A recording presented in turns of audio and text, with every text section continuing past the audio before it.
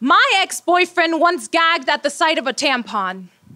Perhaps he wished my tampons were combustible when in contact with the male gaze because masculinity's so fragile, because a woman on her period with a tampon is deplorable, because here lies another man who wants to silence a woman for telling her bloody story before he gets to tell her punchline. Her bloodline, a gaping hole of mysteries. A sacrificial lamb being ruled by an iron fist. Ironically, the tampon is the cleaning crew, ready to bleach her slaughtered womb, bury the evidence before she is stoned for reminding man of that which he cannot do.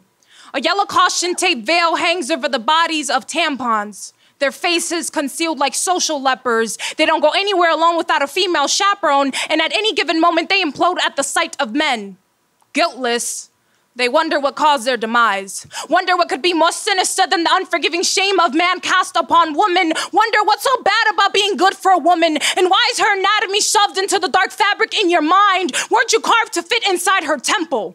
Her shrine, a meaty diamond polishing itself monthly. Is there anything more godly than bleeding yourself back to life? Stripping yourself of sin and soot. Call it karmic cleansing. Call it what humanity has deemed inherently evil. Got a nastiness about it they can't seem to look past. Crucified, another thing that came from Eve they wish didn't. My tampons wonder if men will ever see the beauty in its string.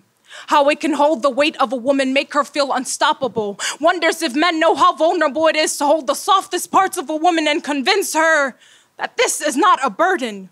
That her monthly experiences are just trivial, that she too can conquer the world even when everything in her is bleeding to live. They wonder why this world is so toxic, why man is so afraid of a thing that came from a plant, a thing that grew roots, learned to spin itself together, survive and have purpose. Wonders why men can't see that women are a purpose, that they should be careful when they interact with women, that all our experiences comes down to the livelihood of the female womb. How a thing this insignificant can be more of a protector. Remind her that something this soft and powerful is of God's creation, a glorious tool for survival, you know.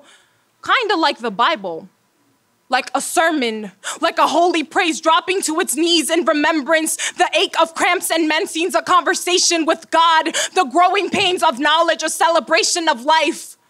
Maybe that's why they don't talk about tampons in the holy book.